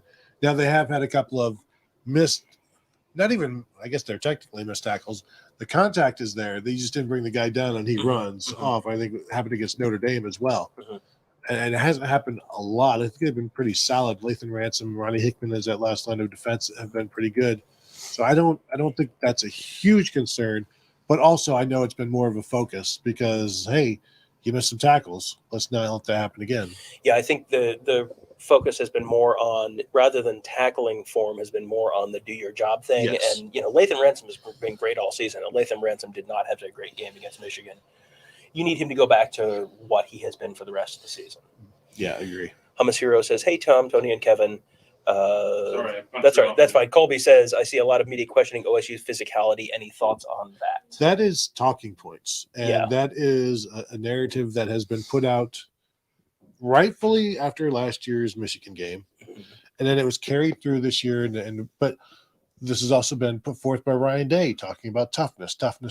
And it's been this rallying cry. So every now and again, the Ohio State beat asks about this toughness stuff because, hey, how would you assess the toughness aspect of it? So then you continue to give it life, and then boom, you lose to Michigan again. And as I said it after the game, that wasn't physical toughness. That was mental toughness that cost them that game. It's penalties, silly penalties, and then collapsing there at the end. They were plenty physical in that game.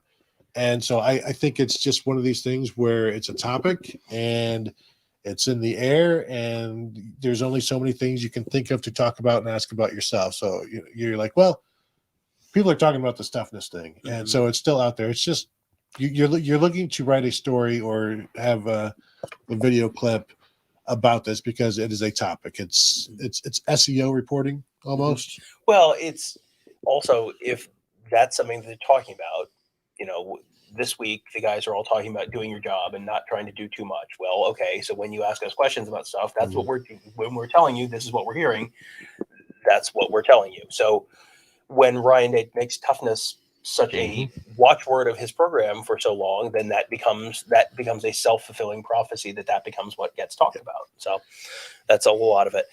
Cole Rossiter says, I rewatched your game against Michigan. I don't understand what the heck happened. You were dominating the first half. I think it was on the coaches, not the players. And it was it was Ohio State. Ohio State had a chance to break that game open and didn't capitalize. And it was a bunch of little stuff. It was a bunch of little plays here and there. And like I said earlier, that was about a 95th percentile outcome for Michigan, where you play that game 20 times. That might be the only time that Michigan wins by 3 touchdowns. Yeah. Michigan wins that game 8 of the other 20 times or whatever it is, but they don't win it by that much most of those times. It was a bunch of just a series of cascading failures, essentially, where, this is like how a plane crashes. Like, I don't understand how a perfectly good plane crashed. Well, this system failed, and this redundant system also failed, and then that caused this system to fail. And while the pilots were busy trying to deal with that, there's a famous plane crash from the early 1980s, I think, where a light bulb burned out in the the cockpit, and the pilots are both trying to figure out how to replace this light bulb, and they just didn't notice they had shut off the autopilot, and the plane crashed into the Everglades. And it's like, how did this plane happen? How did this crash happen? Light bulb went out. Well, a light bulb went out, but then the light bulb goes out, but then there's all this other stuff that isn't happening the way it's supposed to happen, and it just sort of cascades into, and then the plane crashed into the Everglades. And yet they call it the butterfly effect. So you're blaming this in glasswing butterfly? I don't think that's no. true. I think you should call it the light bulb effect. It was a bunch of little things where, hey, they didn't, CJ Stroud overthrew Cade Stover on a 4th down, and it was like 2 inches over his fingers. And if he catches it, it's a first down, and they keep going. Instead, boom, they have to punt. And Ryan Day makes a decision to punt on 4th and 3 at the 40-something yard line. And, they give up. They have one play where a guy doesn't push a guy out of bounds and tries to tackle him and misses. And that turns into a 70-yard touchdown. And then they have another play where they put the backup nickel in, and he gets completely turned around, and it turns into a 70-yard touchdown. And then because Michigan's up, they had the fake punt that they didn't get run correctly. So then instead of Ohio State probably scoring a touchdown on that play and going up 28-24, Michigan has the ball, and it's 24-21 them. And they score a touchdown, and then Ohio State's behind the 8 ball, and then they have to sort of press, and they have to, you go cover 0, and then there's no one there once the guy gets to the line. You have one bad run fit, and boom, it turns into a 70-yard touchdown, and all of a sudden, bing, bang, boom, you lost by 3 touchdowns. It's a lot like soccer when you're down by a couple of goals, and you have to eschew your defense and play more aggressive offense, and that leaves your defense at a disadvantage. Isn't that right, Kevin Noon? I mean, like a couple goal lead in soccer is like 77 points in American football. Well said. Pack Smoker says Kirby has a month to game plan for Ibuka and Harrison. What else does those you have in the arsenal if UAGA brackets them? I mean, Marvin Harrison Jr. Well, yeah, Ibuka and Harrison. I mean, okay, if you're going to bracket both of those guys, okay, that's 4 defenders on those 2 guys. So then you've got Julian Fleming, you've got Cade Stover. If they're bracketing both of those guys and you're keeping 2 deep safeties, then Ohio State's probably running the ball a little bit more. I mean, this is not a one-trick pony offense for Ohio State. If I don't think Georgia is going to be able to consistently bracket both of those guys. Yeah, and if you're one-on-one with every other eligible person, and certainly don't have enough people to defend the run. And also, Ohio State still has some skill to get around those one-on-one defenders. I still think this could be something where we see Julian Fleming surprise some people, because he is going to be a forgotten man in this game, as we just saw. And if he can be that guy to bring those deep passes in, and he's done it some. He's not been necessarily a consistent target, and we've seen some games where he's been, 8 targets, 3 catches, Northwestern, again, it's a hurricane. So, but it was like 12 targets, 2 catches, and it's just like this is never going to work. Yeah, and again, I'm seeing a lot of Georgia folks in the comments, which awesome. Welcome to have you. Welcome. Glad to have you. But yeah, if you were not watching the Ohio State Northwestern game, and I can only imagine why you possibly would have been watching the Ohio State Northwestern game, I was on the field for that one, and the winds. What was the high wind gust that was reported in that county that during that period? It was like 75, something like that. 70 miles an hour wind gusts, and consistently in the 30, 40, 50 mile an hour winds. Just the absolute most insane. Yeah, I did get my hat back. My hat literally blew off my head and across the end zone at one point. It was great. That was a what a time to be alive game if ever I have experienced one. That was almost Cameragate 3. It would have been 2 at this point. This would be 3. Yes. Yes, it was quite a day. And if you're wondering, how did Ohio State only beat Northwestern 21-7? The answer is, well, they played the game inside of like a tornado simulation machine.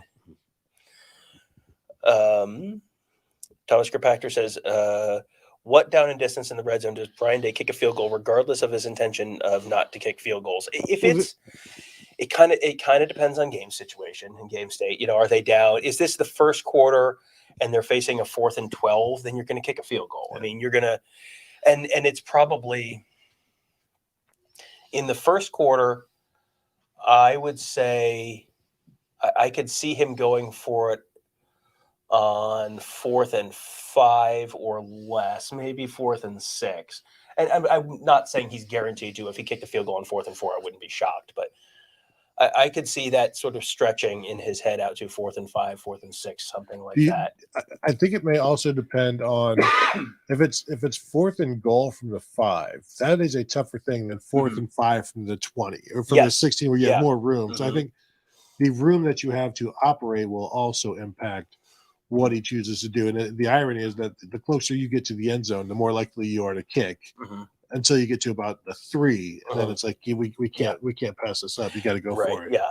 And that is a really tricky thing for people to understand, because you just don't have that much room to operate. And that back line of the end zone serves as a 12th and maybe 13th defender for you. But it also kind of depends on, okay, was it 1st and goal at the 3 and now it's 4th and goal at the 3? Right. Or was it 1st and goal at the 9 and now it's 4th and goal at the 3? True. Because if you've been able to run the ball, well, okay, maybe. Or if you've been able to complete a couple passes, okay, maybe. But if you've been trying the same thing, or you've just tried 3 different things from the 3 that didn't work, and now it's like, well, we just gave them our 3 best. Yeah. Because they're not saving stuff for this game. They're going to use what they got. So, yeah. The answer is there's not a straight definitive answer there. It's a little bit situational. Lisa Sims says, what do you think about Ohio State's strength and conditioning program? Do you think it needs to be updated? It is interesting with all of the injuries that Ohio State has had. It's a concern, but also having the same kind of turf that the NFLPA is saying we don't like and is dangerous is that the reason there are injuries, or is it just one of those years? And there's always just one of those years, and you try to make too much of it, and the next year you kind of bounce back and you're fine. But I think this is something that you always have to be evaluating it. And if you're not evaluating yourself and your program at every season, then how are you staying on top? And that includes strength and conditioning. That's the nutrition. That's your facilities. That's all of that. And if you're not evaluating it and you just assume like, well, Mick's got it. Like I hear the criticisms, and I think sometimes it's just criticism because things aren't perfect. And so somebody has to be at fault. And I'm not sure where the proof is other than injuries. And I don't know that that's strength and conditioning. I don't know if that's turf. I don't know if it's the combination. And also just, it's one of those years. And if it's 33% of one of those things, is that enough to like, well, this all needs to be changed? Well, I was at Georgia practice last night, and Georgia ends their practices on Thursday with yoga. Now, I tweeted this out as this is an incredible troll by Kirby Smart. And the reason it was an incredible troll by Kirby Smart was because this is the open period of practice. So like at Ohio State, we got to watch some of the, they're running drills, whatever. At Georgia, we're watching them do yoga. So, like, I'm sorry, that's very funny.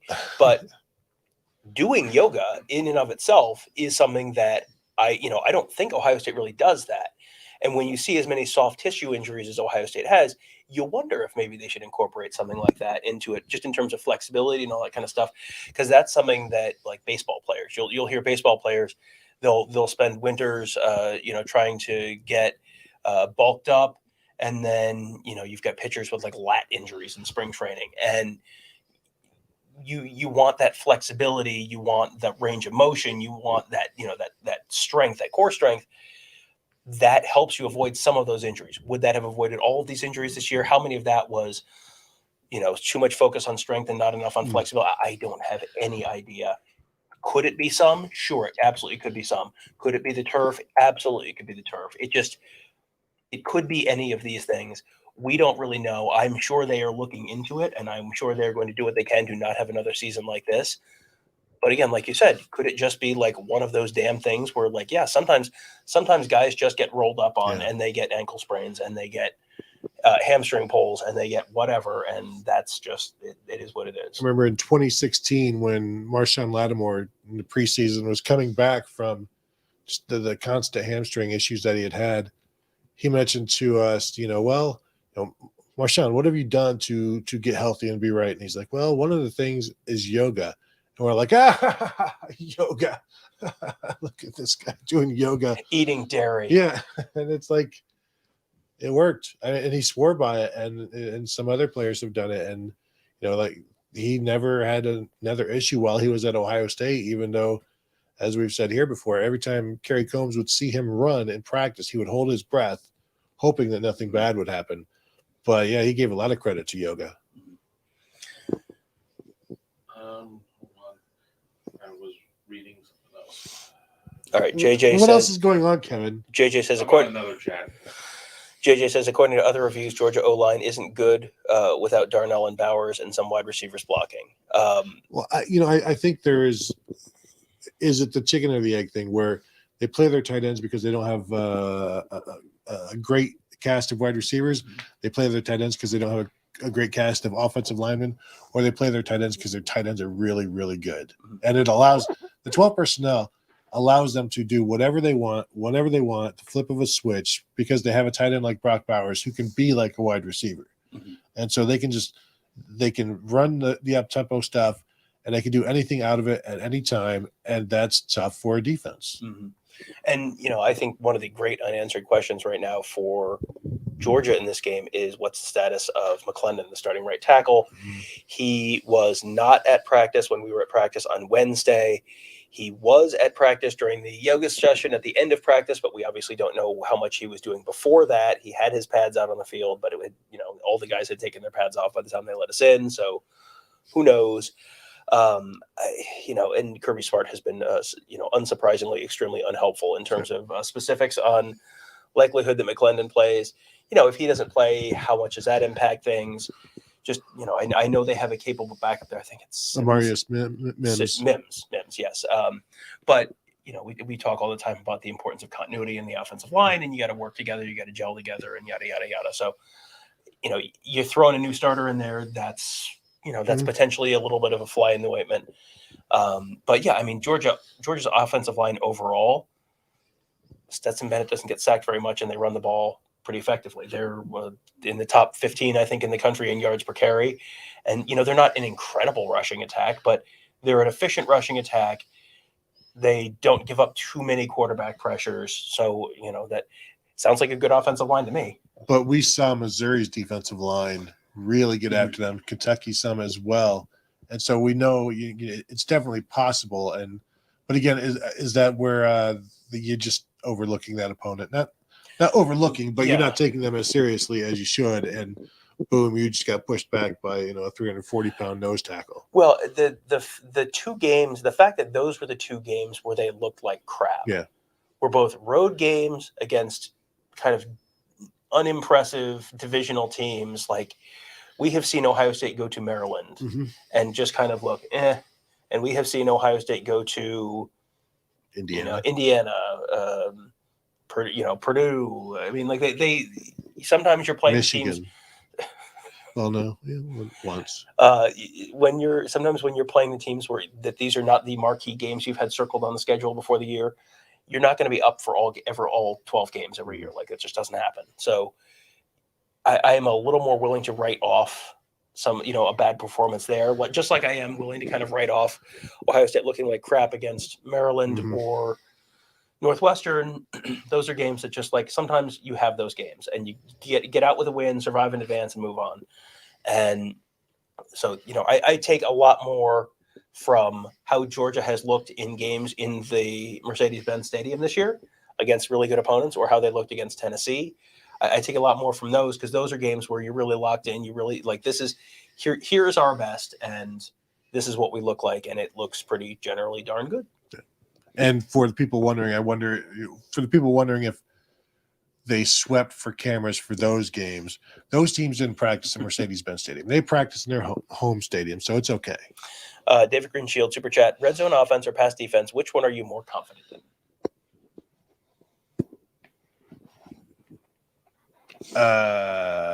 Boy, red zone offense or... The long pause means he thinks they're both great. Yeah, boy, which, gosh... Like Mary Kill.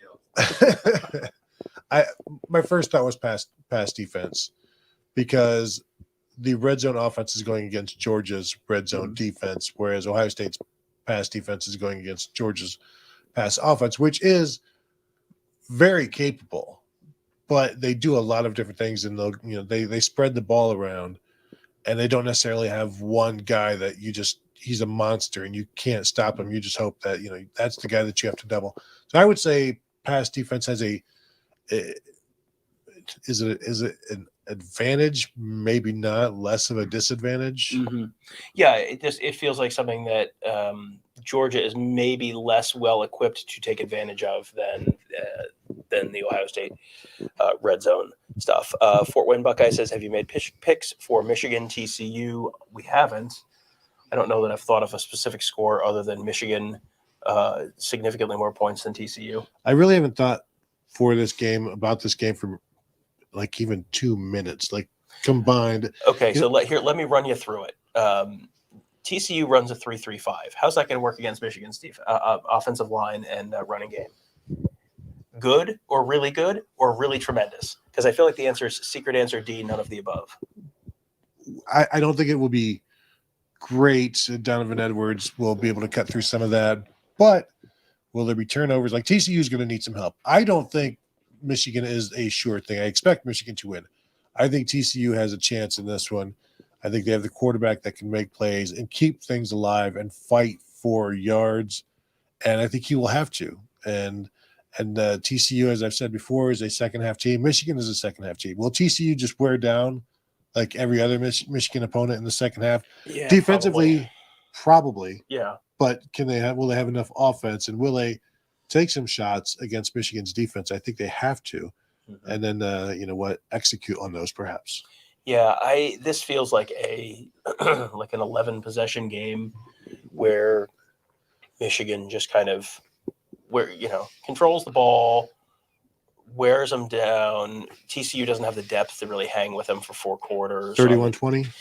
Yeah, something in that range, 31-20, 31-17, something like that is probably about right. Which underdog has a better chance to pull the upset, TCU or Ohio State? What did you say, Kyle? I said Ohio State. Well, you don't think they're an underdog? You picked Ohio State, so you don't count. Well, I always count. I'm the guy that has my finger on the button here. Oh, push it. I dare you.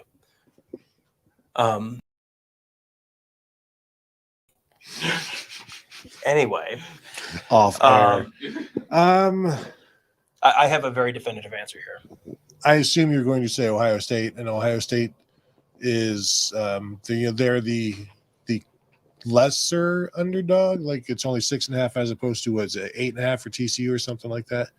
I think Ohio State is more equipped to win a game than TCU. I think, and more likely. I just think TCU is more likely than a lot of people think. That's why my gauge is a little messed up. Well, okay, I'm just looking at the 247 team talent composite right now, and this is a very back of the envelope thing. Georgia number 2, Ohio State number 3. This is just like overall recruiting rankings of the players on your roster. So not just one recruiting class, but all the players on your roster. Georgia 2, Ohio State 3, Michigan is 13. Keep scrolling. I'm still scrolling. TCU is 32nd, behind Georgia Tech and Missouri. Mm. So, yeah. TCU has been better than that, though, against many other teams who are ahead of them. How many teams ahead of them has TCU beaten, Tom? As you scroll back, we try to remember who TCU played in the non-conference, and nobody can remember that. Nobody good. One of them was like a 1AA.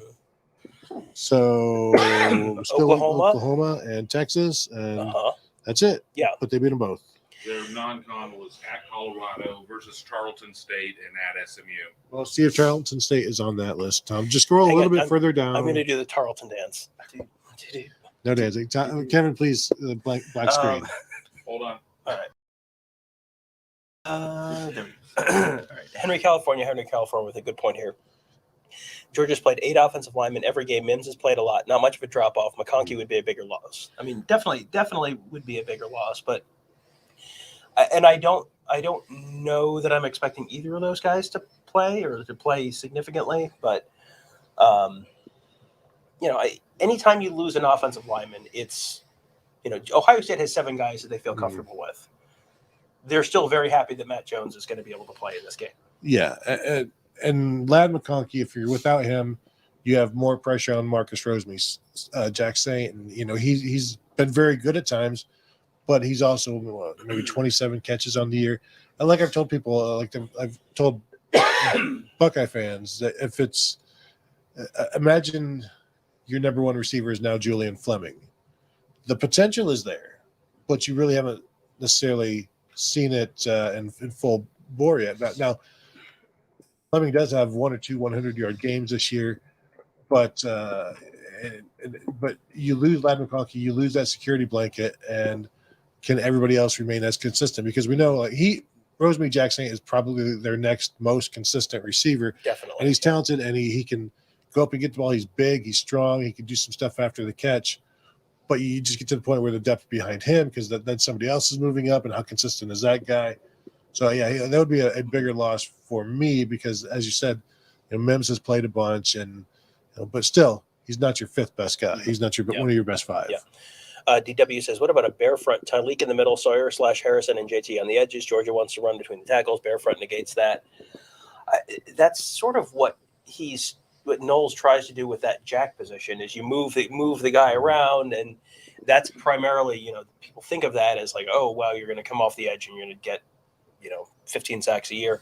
That's actually primarily a run stopping position more so than a pass rush position. So I wouldn't expect them to do anything like wildly out of character in this game. You? No, but they have. I'm trying to think back. I haven't they had situations where they've done 5 defensive linemen with the jack being, walking around. So you have like 3 defensive ends and maybe it was just 3 defensive ends and a tackle, and you've got one of those defensive ends moving around. But it's kind of a quasi type of thing where one half of the line has 2.5 or 3 guys on it, and you just where the strength is, that's where you put the extra guy there. I do wonder what defensive wrinkles are there. We know that Jim Knowles always has. He's like putting stuff in 3 weeks in advance, where they start putting in something, and in the first week they're putting it in. The second week they're getting better at it. The third week is when they feel really good about it, and that's when they can unleash it. So they've had that 3 weeks to do that. The fundamentals, the game planning, the game prep, and then the game planning. So I think there will be some new stuff, but will you or I or Kevin, will we know what that is when we're seeing it? It's like probably not. We'll talk to Ross next week. Yeah. Ross, what did we see? Tell us, please. Sue says, you are an SEC country. Tom must do his SEC homer voice. The streets need it. I can barely do my own voice right now. If you can't tell, I've been a lot of nice. I've also been. I think I picked up a cold in sitting in an airport for 7 hours on Christmas night. So Yes, I can barely do my own voice right now. So only an Australian accent from here on out.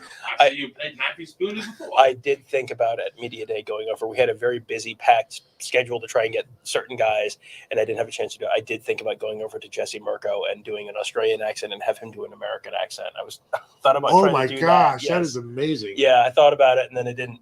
Just ran out of time. Too busy talking to actual coaches about actual stuff. But, Maybe if Ohio State wins, that would be. I would Mhm. love to hear his American accent. yeah. Oh, Yeah, who does better?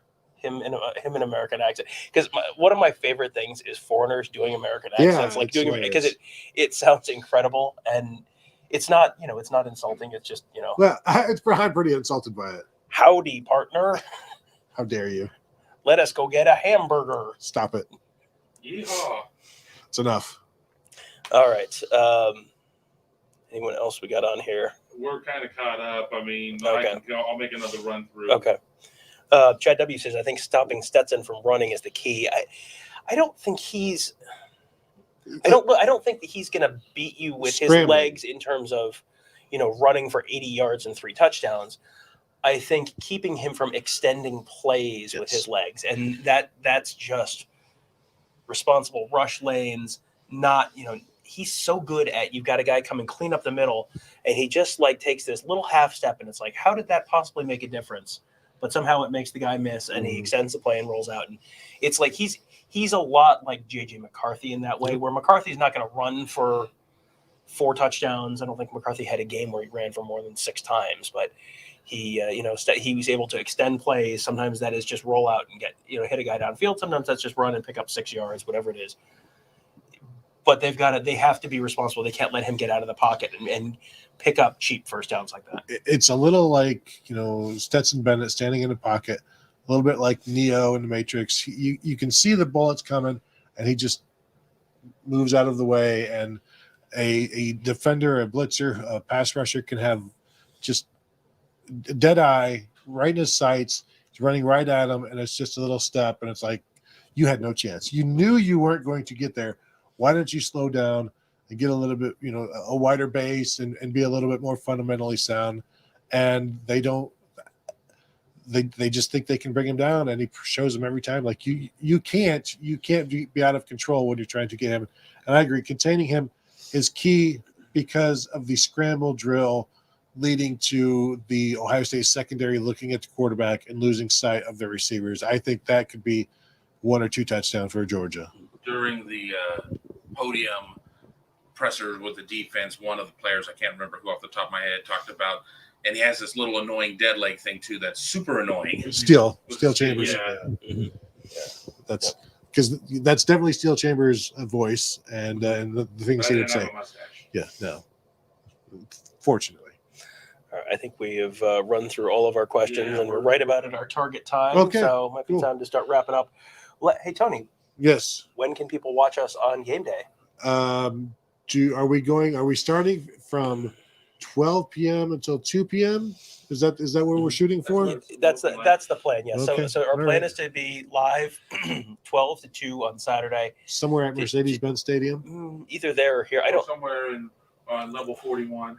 Well, we'll see. We have to figure out. Electricity. We have to figure out logistics and that That's- kind of stuff. And the stadium is not open at that point, which is the difficult thing. So we may be coming to you live in person from our hotel room again before we head over to the stadium. But want to do that during the 12 to 2 hours, and then you can watch the Michigan TCU game on we can watch the TCU Michigan game. And That's more about the viewers. it always, Tony, always about the viewers. And then Tony, hey, what's going to happen after the game? After the game, we will have our live post-game show immediately after within a few minutes of the game going to being over. We will, of course, start our post-game show. Mark Givler will be there going right into whatever post-game interviews are going on. And there's bowl games are much different. So the timing of this, I can't tell you exactly. I think there's a 10-minute cooling off period before the locker rooms open. But during that point, there are some post-game. The post-game room is going on with a head coach and a couple of players. And then, of course, you come out of that. we may still be in the locker room, so Mark may have to carry the show for a little while. Yeah, I may jump on too because I may be able to break down. I'll be in the interview room as soon as we've gone through all of that. I will probably return to my seat in the press box or somewhere, and then we'll figure it out. Yeah, and the losing team press conference supposedly starts 10 minutes after the game ends. The winning team press conference supposedly starts 20 minutes after the game ends. That's according to the photographer information packet they sent out. There is no. So are they not doing like a podium on field type of thing? Well, they will, but the But allegedly it'll take 10 minutes. Yeah, the losing. Yeah, okay. right. I'm only telling you what I've been told. You know what, Tom? You throw lies on this show day after day. This was the most egregious. 20 minutes from the end of the game. They can't even get the stage out there and set up within 8 minutes. Well, they've got to take time, and then they got to take. So the stage is set up in 8 minutes. They have 11 minutes of the CEO of the sponsor talking, And commercials, and then commercials, and then just all Kirby can do or Ryan Day can do be like, "Thanks, gotta go, peace." See you in a week, and then of course, once the post-game press conferences are over, Tom and I and Kevin will find a spot to do our live instant reaction Buckeye Weekly show, which could go for however long. Really, this is it's up to you guys. Now, this will be starting at roughly, I don't know, 1 a.m. yeah, I'm going to guess 1 a.m. And if you guys are still up, and we'll be here as long as you guys want to talk one way or another, celebrating, asking why, whichever it is, we'll be here. We did it. We've had some long post game shows. Sometimes it's celebratory, like the win over Clemson. Sometimes it isn't. But however long you need us for, we will be here for you within reason. Eventually, I do want to go to bed. That does seem like, you have to drive back to Columbus on the first. So, Glasswing Butterfly says, will take a lot of time for Tom and Tony to apologize to us. Hey, first round voting is in. Every 15 minutes, it's just I would first like to apologize for words that I have said that have been used against me. Did you say the first round voting is in? No, it will be at that point. At that point, okay. I was on Ambien. I was just not myself. I'd like to apologize. It was the Ambien. Yes. I had not had a lot of sleep. This is why I dropped Ohio State 6 spots after beating Arkansas. That's Kirk Herbstreit. If you remember that. Okay. All right. Anyway, that will do it for us here today. Thank you for joining us. Thank you for the super chats. Thank you for the regular chats, for chiming in, for being here for us, because we were not going to prepare anything. And so we needed the questions. And we didn't. And ha on you. You gave us a show. So thank you all for joining us, and we will see you guys tomorrow.